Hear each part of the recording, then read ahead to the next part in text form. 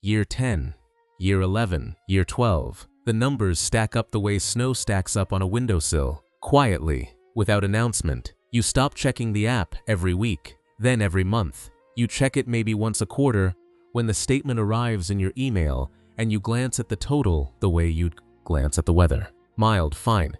Moving along, you close the email, you go make dinner, you go for the walk, you come home, you read, you sleep. The machine runs at 11 p.m. on Thursdays, and you are always asleep for it. But the world around you is not asleep, and this is the part nobody warns you about. Not the math, not the discipline, not the market dips, or the transmission repairs, or the slow, grinding patience of compounding. Nobody warns you about the distance, about the slow, quiet drift that settles between you and the people you used to do the math alongside. Greg gets the Range Rover repossessed in March. You find out in the break room. He's standing by the coffee machine, stirring powdered creamer into a styrofoam cup, and he says it like a joke. Like a weather report. Yeah, man, they came and got it on a Saturday. I wasn't even home. Neighbor said a flatbed pulled up and 2 guys loaded it. He laughs. A short, dry laugh. He says the lease terms were garbage anyway. You nod. You say, "That's rough, Greg." You don't say anything else. What would you say? What could you say? You can't say "I'm sorry," and also, I have more money sitting in a brokerage account than you'll make in 2 years. And I drive a Civic with a check engine light and a primer patch on the bumper. You can't say that. So you say, "That's rough," and you mean it, and you walk back to your desk, and the distance is there. Thin, invisible. But there, Derek sells the F-150 in August. Private sale. Takes a loss. $6,000 under what he owes. He gets a used sedan, a Camry. Clean, reliable. He seems lighter, actually. You see it in his shoulders. In the way he stops talking about payments like they're a storm system parked over his life. He says, "Man, I should have done this 2 years ago." You nod. You say, "Yeah." You don't say, "I know." You don't say, "I did the math at 23 in a hardware store parking lot while a 64-year-old man sorted washers." You just say, "Yeah." And you eat your sandwich, and the distance is there, small, kind, but there. And the hardest part, the part you didn't expect, is that people start to assume things about you. Because you don't signal. Because the Civic is 15 years old, and the hoodie is frayed, and you bring a turkey sandwich to work 4 days a week, and you live in the same apartment with the coastline print, and the little corner of Idaho still peeking out from behind the frame. People assume you're struggling. People assume you're stuck. Karen from HR asks you once, gently in the hallway, if everything's okay. If you're managing, you look at her. You say, "Yeah, I'm good." She smiles, sympathetic. She walks on. You stand in the hallway for a moment. You feel the strangeness of it, the invisibility. You are standing in a corridor, wearing a gray hoodie, holding a folder of quarterly reports, and you have more money than anyone in this building, and no one can see it. No one will ever see it. You are financially unreadable, a closed book with a plain cover on a shelf full of glossy spines, and some nights, lying in bed, the coastline print dark above you, you feel the loneliness of it. Not a sharp loneliness, not a dramatic one, just a quiet, low-grade ache. The ache of a person who has built something real and cannot show it, who has chosen a life that looks like nothing from the outside and looks like everything from the inside. You cannot post it, you cannot explain it at dinner. You cannot say, "Hey, remember when we were all doing the bean math in aisle 7? I stopped. And now I'm free." And the reason you can't say it is because it would sound like a judgment. And it isn't. It's just a choice. Your choice. Made in a parking lot at 23, confirmed in a kitchen at 32, lived every day since. But a choice that isolates you in its quietness. A choice that makes you a stranger at the table. You make peace with it. Not all at once. Not with a single decision. But slowly. The way you make peace with anything that's true. You make peace with it the way you made peace with the check engine light. You look at it, you acknowledge it, you keep driving, you keep your friends, you go to the dinners you can go to.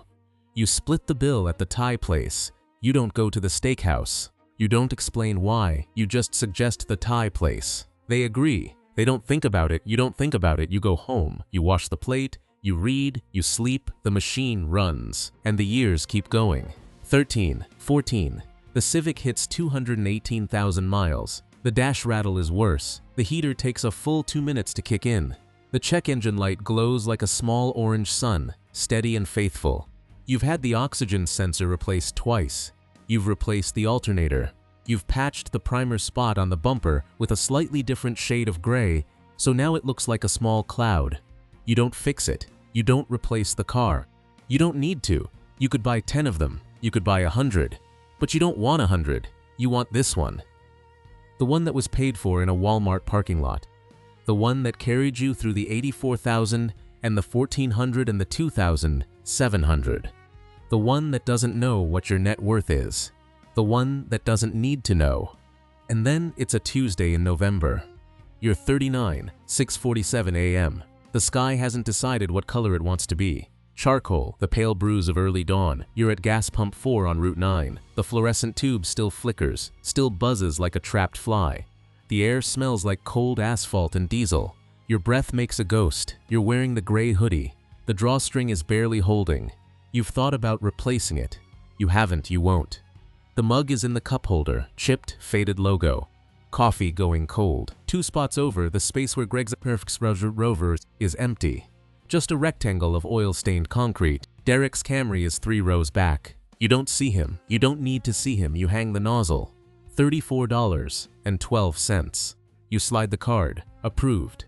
The machine beeps, and then, because you're standing here, because the morning is quiet, because the sky is still deciding, you thumb over to the app, the green arrow. You haven't opened it in 6 weeks. You tap it.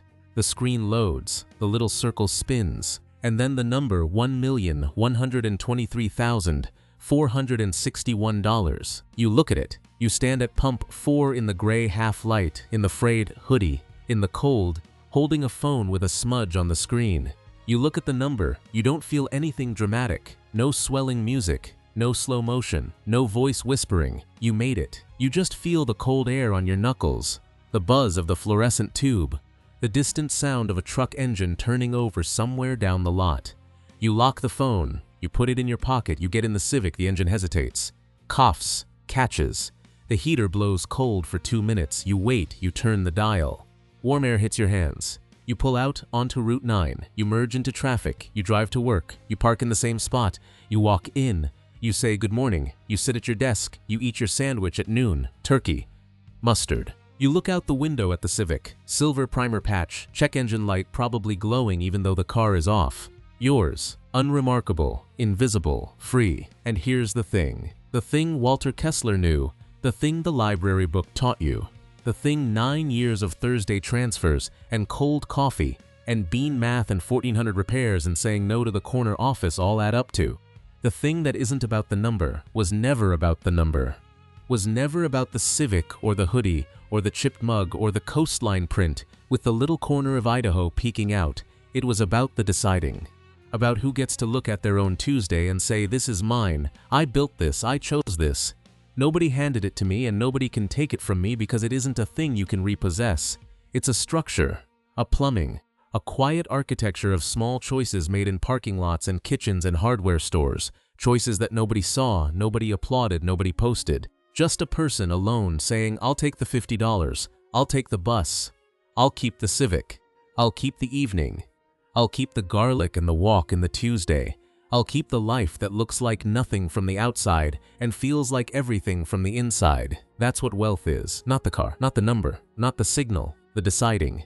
The quiet, unglamorous, unpostable act of choosing your own shape, and then holding it, and then letting the years pass over it like weather, and then standing at pump 4, 39, in a frayed hoodie with 7 figures in your pocket and a check engine light on your dash, and feeling nothing except the cold air and the hum and the knowledge that nobody else built this for you. And nobody else can take it away. You drive home. You make dinner, garlic, onions, something slow. The apartment fills with the smell. You eat at the table. You look out the window. The Civic is there. The streetlight flickers on. The sky goes dark. You wash the plate. You dry it. You put it away. You pick up the book. You read. You turn off the light. You lie in bed. The coastline print is dark above you. The little corner of Idaho is barely visible. You close your eyes, you breathe, you sleep. And Thursday at 11 p.m. the transfer happens. You don't hear it. You don't need to hear it. The machine runs. The water flows. The number grows. And you don't think about it. You don't need to think about it. That's the whole thing. That was always the whole thing. The feeling of not thinking about it.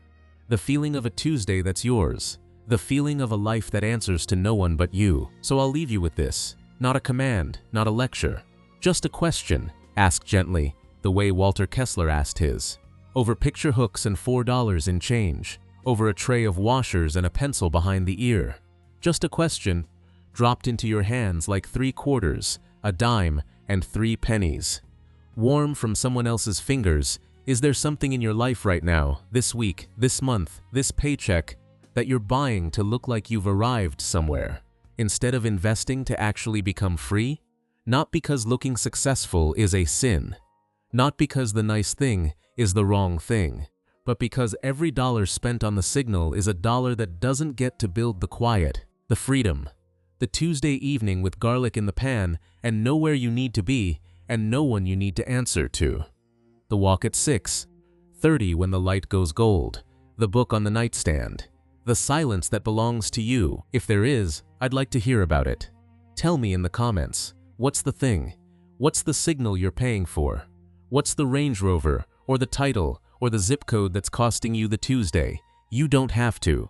You don't owe anyone an answer. But if you want to, just say it. Just name it. Just put it down in words, even to a stranger on the internet, even to a voice on a screen. Because maybe saying it is the first click, the first small turn of the deadbolt, the first 9 minutes in the parking lot where you sit with the engine off and think, the car doesn't know. Nobody looking at it knows. And maybe that's where it starts.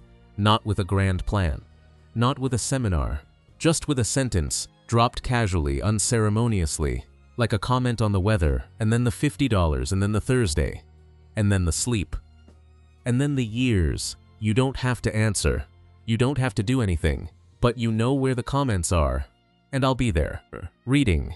And maybe that's enough. Maybe just one person saying, yeah, I see it. Yeah, that's the thing I'm paying for. Yeah, maybe I'll try the 50. Maybe that's the whole conversation. Maybe that's the whole point. You finish your dinner, you rinse the plate, you look out the window one more time. The Civic is there, ticking in the November cold, keeping your secret, keeping your time, keeping the long, quiet, boring, beautiful math of a life that chose to be free instead of impressive. You turn off the kitchen light, you walk to the bedroom, you pull back the covers, you lie down, and outside, the streetlight hums, the sky is full dark.